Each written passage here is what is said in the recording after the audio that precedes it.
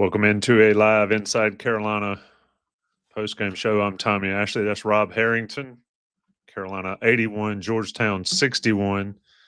A physical, almost a Big East style basketball game. Certainly old school, perfect fit for the retro theme that they were going for at Carolina. Rob, your overall thoughts? Well, it capped off an excellent week. I mean, starting with the Kentucky game to get a very strong Q1 victory on the road, even with Kentucky's struggles right now. Certainly they're not going to fall, but so far. And to come back today, I thought they might be a little crisper in the first half than they were. But in the second half, they played well on both ends. I thought they looked well organized against Georgetown's zone. Offensively, they got a lot of what they wanted in both halves. And defensively, they played better in the second half. So it was a very successful week. I think rankings-wise and resume-wise, everything is tracking the way it needs to. It's not perfect. They have a long way. They have a lot of improvements they can make. But I was impressed, and you have to chalk up another victory. Absolutely, Carolina. I mean, you play who you play and you win. And Carolina's doing that. We've seen in years past that Carolina can struggle at times. But, Rob, I thought this game, and I forgot before I mentioned it, Johnny T-shirt, johnnytshirt.com. Go visit them on Franklin Street. It's Christmas time. You got some sales. You got Inside Carolina discounted if you're a premium membership. If you're not an Inside Carolina premium member, go to the QR code on your screen or go to InsideCarolina.com. Sign up for the premium membership. It's perfect Christmas gift for a loved one. It's perfect Christmas gift for you if you want everything that you can get from Inside Carolina, including Rob Harrington's premium analysis.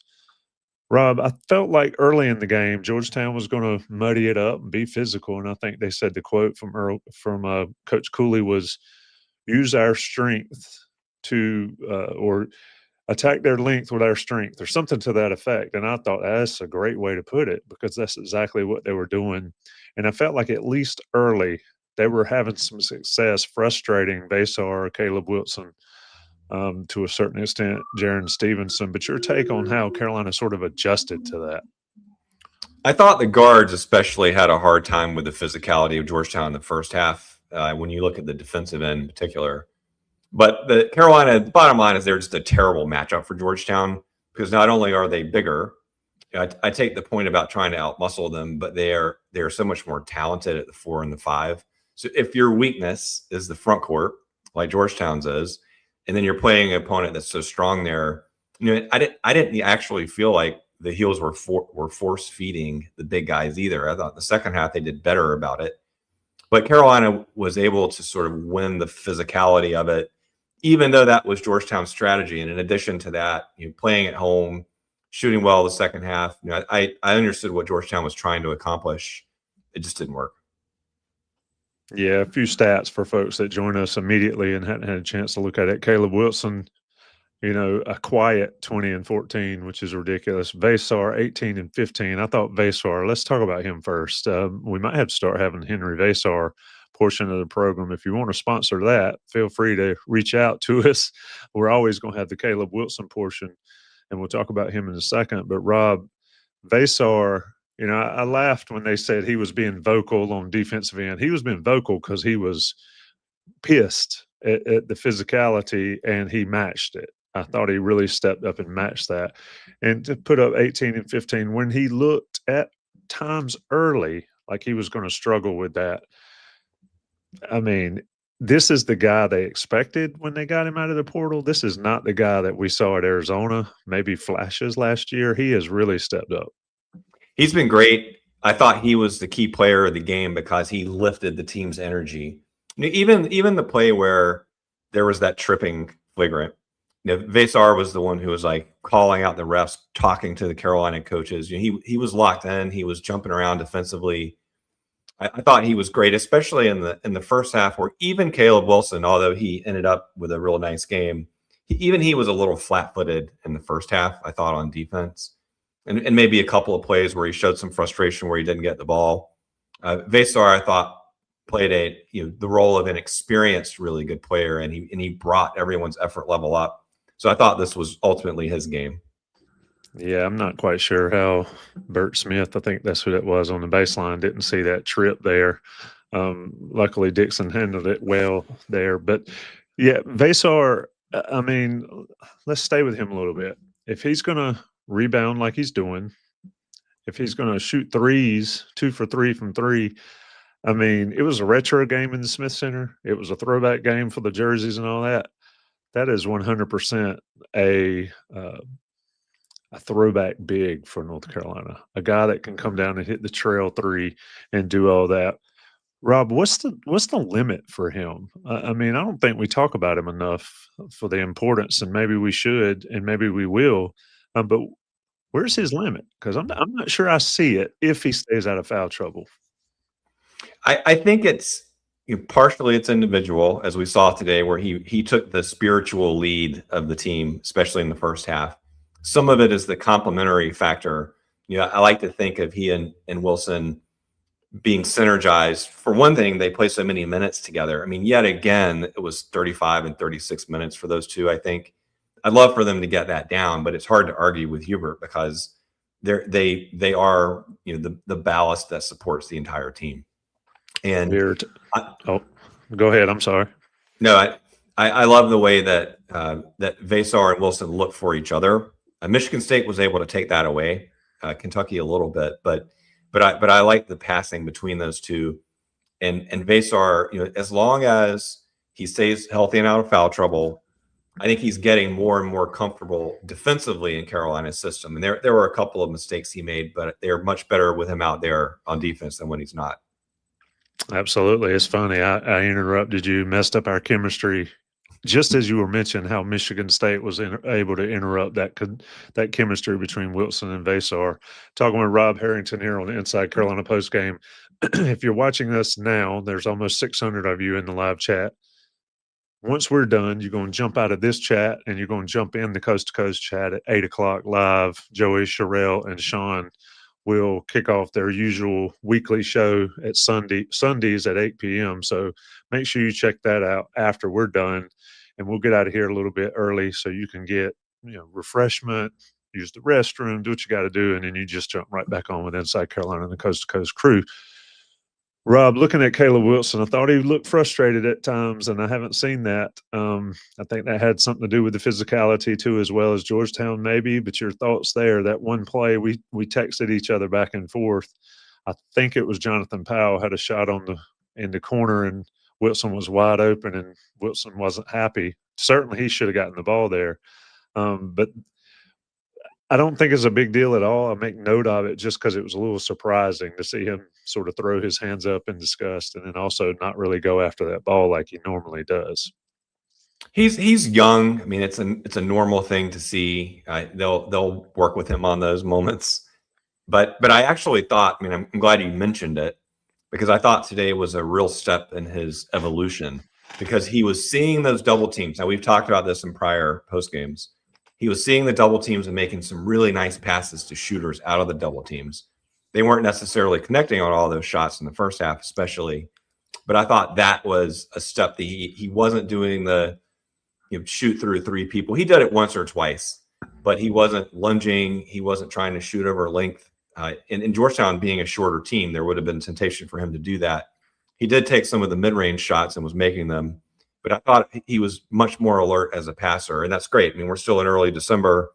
He'll continue to become more refined that way, and it's going to help the offense a lot because they do have stationary shooters. Now, eventually they have to start making more of them.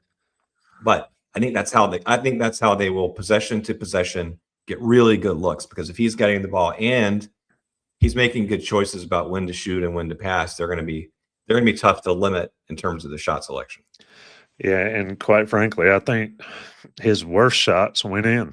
I mean, there were a couple of those where he was like, "What do we? Oh, good shot!" And he's just that kind of player, Caleb Wilson, with a 20 and a 14 spot. Only had 1 assist, which is surprising. It felt like a little more than that. So when your front court combines for 38 and what is that? 30. I'm not great at math. 38 and 29. I mean, Carolina's getting everything they possibly could have wildly dreamed of from Wilson and Veesaar there. Again, Carolina wins by 20 over Georgetown in the throwback game. And 2 bigs playing for Carolina and doing work. Certainly a throwback to Dean Smith era basketball. When you got the talent to do it, you do it. And what's crazy, Rob, is they had another 6'10" guy out there that was shooting threes. Jaron Stevenson only 1 for 5, but I can't say I remember a time watching Carolina basketball when you had 3 6'10" guys that could shoot threes, legitimately shoot threes. Now, to your point earlier, they got to make more of them. But I don't feel like any of them were out of the realm of the offense, and that is a big part of it for me. I think the front court players, at least Veesaar and Stevenson, tend to take wide open good shots. Some of the guards are rushing a little bit, I think, especially in the Michigan State game. They were facing hard closeouts, and so they were trying to speed up their release. That was part of the problem with the shooting in that game. There were some wide open misses, but the big guys are getting really clean looks. And I thought Stevenson's shot, I mean, it looked pure to me today. The release looked good. He just didn't. He had one. I think the first one rimmed out, and I think he had another one rim out. But I liked him taking those threes. Now we should go here. So I want to plant a flag. Carolina's doing more with the Evans and Dixon backcourt. And I think these minutes are productive. Now with Bogovats coming around too, if he starts to become more consistent, and when Seth Trimble comes back, it would not surprise me at all if they go a little bit smaller 1 through 3 in order to get more firepower on the perimeter, especially if they're going to be more inconsistent from there. Let's bring in another shooter. You have the front court guys who are handling business down low, so they might be able to get away with being smaller at the 3. This was a tough matchup for him today because I thought Georgetown was really attacking Stevenson off the dribble with some really short guys, and that's just a hard matchup. He'll do better against the 6'7" wing. He can switch a lot more effectively or not switch and just stay in front of his man better. Georgetown was kind of a tough individual matchup for him, but I am watching it because if Dixon's going to play more minutes, I think he certainly will. Today was 27 minutes, I believe. Mm-hmm. Yeah, Evan's still getting his minutes. Bogovats, Powell, and Trimble coming back. Yeah, that's awfully crowded for 2 backcourt spots. And so I'm starting to think that even if Stevenson still starts, I wouldn't be surprised if his minutes go down and the smaller 1 through 3 lineups go up. I don't know. Look, Seth Trimble's going to start, play a lot, and be on the court all the time. But if you add Seth Trimble and you take Jaron Stevenson off the court, are you increasing your firepower from the perimeter? Well, I mean, as a score, good point. But as a scorer, because Trimble does have the ability to break people down, and he was a good facilitator through 2 games for what that's worth, but much better than he had been in the past. So I think that and even if Trimble's not out there, of course, you still have your top shooting option, presumably with Evans, definitely with Dixon, and either Bogovats or Powell. It gives them some chess piece movements they can make. And again, if Caleb Wilson is going to continue to evolve as a passer, Veesaar already being a pretty decent passer, the ball is going to find its way to open shooters.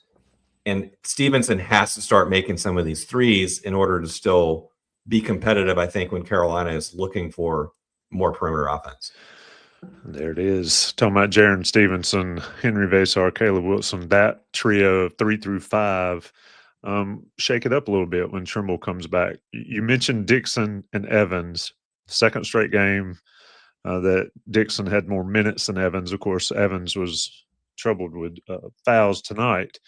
Evans with 4 assists, 2 turnovers. Dixon with 3 assists, 1 turnover. Is it the changing of the guard? I know we talked about it last week or earlier in the week in the Kentucky game.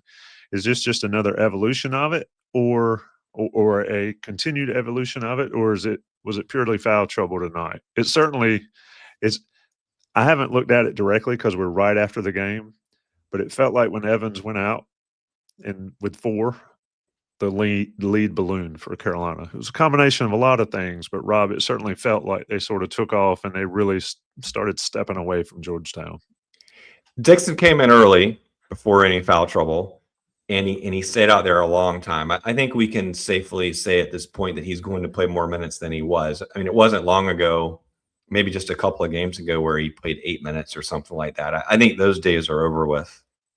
Dixon's going to be a major factor in what they do. I think the silver lining to the Trimble injury is that they might be able to make a transition Evans off the ball, because right now he's starting at point. He'll still have to play point because there are only two guys who can do it. When Trimble comes back, they might shift more and more of Evans' minutes off the ball. And it won't be so stark. I know Hubert doesn't want to just it's not like you have to replace your starting quarterback or something where everyone sees it and you can't run from it. Here they can play more together. And those minutes are not charity minutes, they're productive. I like that duo together because it gives you more ball handling, more playmaking, and a little bit more shooting. And it takes some pressure off Evans, I think, even if he's on the ball. Now you have a real secondary guy out beside him. Trimble can do that too, but I think it was tougher. Bogovac doesn't provide that same support to Evans. And I think Dixon and Evans together is something we'll continue to see.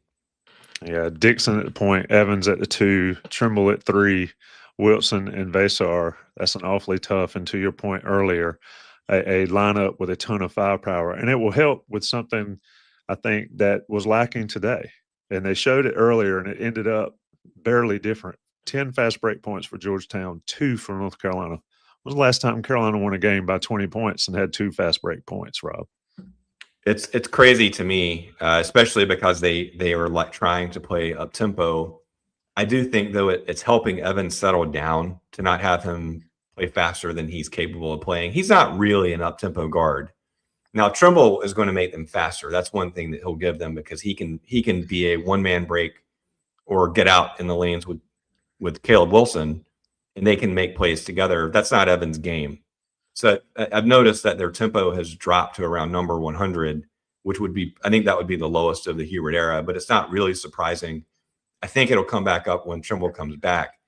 But that when you combine not really having a transition-oriented guard with a defense that doesn't force turnovers, which once again they're not, it's just you're not going to get with so many fast break points. I do think they're leaving some meat on the bone, as you like to say, Tommy, because you have this great finisher in Wilson, and you have a great trail big guy in Veesaar. So I think I still think this can be a good fast break team, but they have to get there first to make that a factor. Yeah, it's like we've talked about with the shooting. They appear to be a really good shooting team, but you got to do it because eventually you are what your record or your stats say you are. Carolina wins 81-61. To your point about defense and forcing turnovers, Georgetown with 4 turnovers. Now, granted, they talked about how they're one of the best in the nation, if not the best in the nation, not turning the ball over, but 4 turnovers for the Hoyas tonight. And they lost by 20. When you look at the stats, except for the shooting, which that is a huge part of it, you say, how was this a 20-point game? Well, Carolina's just that much better, and they sort of wheeled themselves, especially in the second half. So let's talk about that briefly, Rob, and Coast can build on it a little more later at 8 o'clock live, coast to coast, on a separate YouTube link, but live at 8 o'clock. The defense, I thought, was impressive in the second half, especially.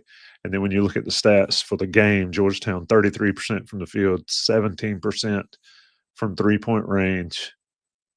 I felt like North Carolina did what they had to do, especially in the second half against a more physical team, frankly, that started out that way at least. The energy was better in the second half. I thought the rotations were more aggressive and more decisive. Carolina knew what Georgetown was trying to accomplish. Unlike the Kentucky game, I thought the three-point shooting in this game was more of a byproduct of good defense, whereas Kentucky missed a lot of open threes.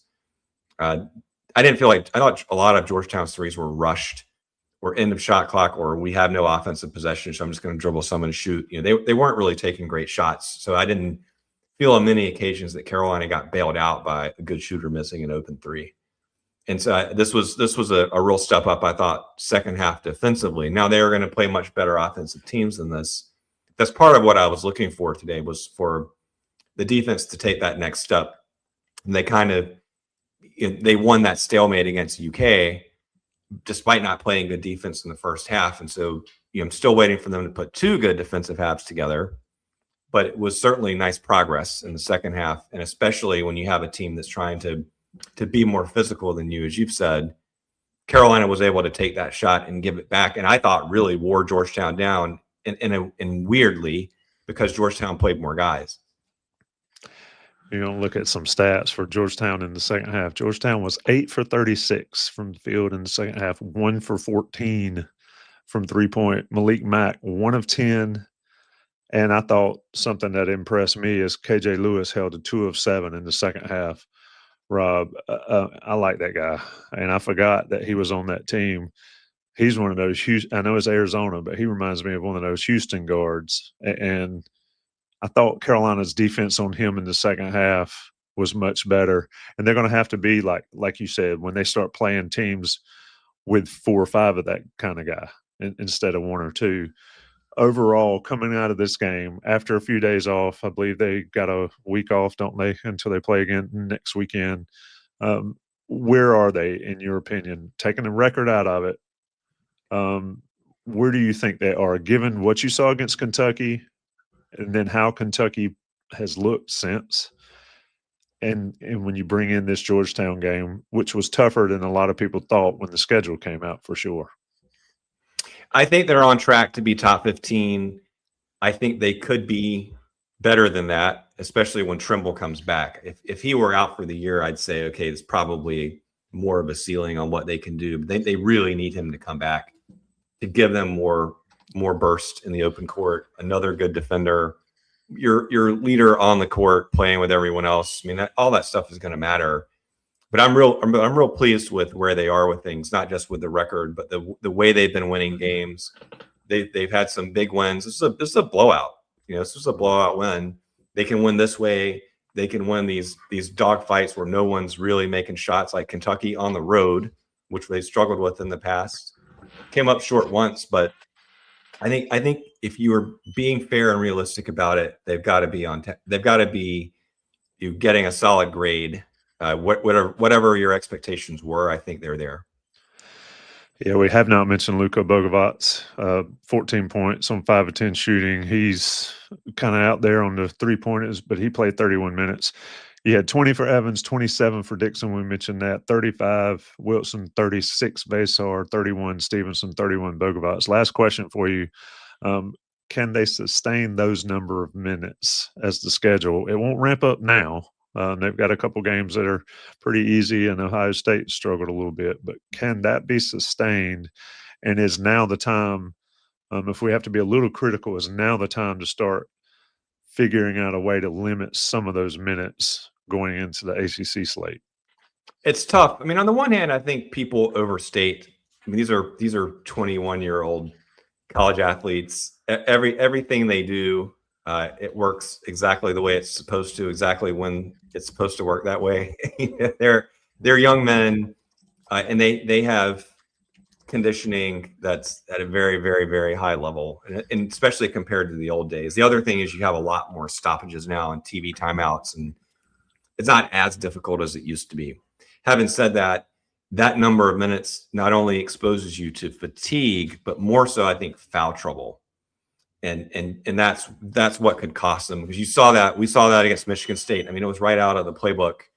They have 2 fouls on Veesaar in the first half, and everything went to pot. So that's the real risk to me. I mean, yes, there's some fatigue questions in the bigger games against better opponents, but for me, it's more they're so dependent on them both being out there at all times. I would love to see them, whether it's Stevenson or someone else, but it's just hard to feel good right now about the reserves. So that's something to watch, but they've got a long way to go at backup center.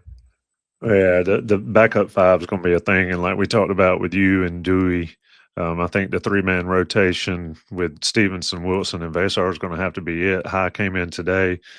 He was not really a net negative there, but not much to offer there. We did not see James Brown either. I thought Jonathan Powell off the bench played decently well. He needs to shoot a little better, but he's not going to help at the center and in the paint. And I think Georgetown had more points in the paint against North Carolina as well. So a lot to work on, but like some coaches say, it's easier to coach after a win than it is after a loss. I think Carolina proved 81-61 win over Georgetown. It's a pretty good night in the Smith Center.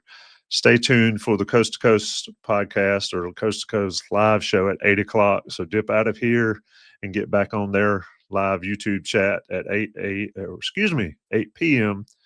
with Sherelle, Joey, and Sean Moran. They'll kick it into a high gear with more analysis, more overall look, and a little bit of recruiting talk as well. That's Rob Harrington. I'm Tommy Ashley. Shout out to the almost 800 people that join us. You guys are amazing. Hope everybody's had a safe. If you're in North Carolina, supposed to be a little bit of weather tomorrow. Stay safe and join us more. Stay tuned for Inside Carolina for complete coverage of everything Carolina basketball, football, and all the other sports as well. Shout out Johnny T-shirt. Thanks, Rob.